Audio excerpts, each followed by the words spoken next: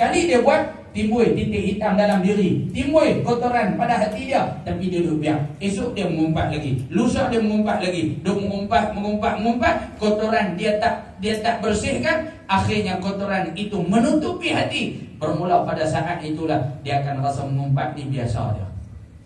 Sedangkan mengumpat itu Nabi sebut dalam hadis ini, fa innal ghibah asyaddu minaz zina. Sesungguhnya ghibah ataupun mengumpat itu lebih dahsyat dan lebih buruk berbanding daripada perbuatan zina. Tapi hari ini mana orang nampak lebih dahsyat? Orang akan nampak zina.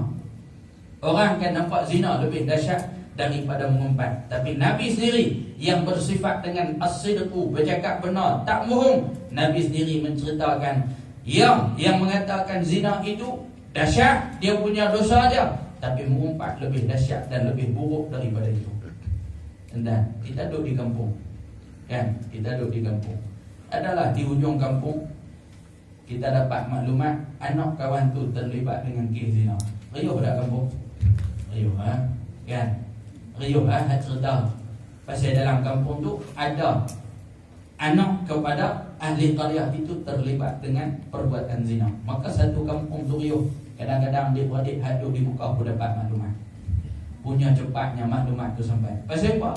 Orang nampak kata zina itu adalah perbuatan yang cukup buruk. Dan memang buruk pun perbuatan zina ni.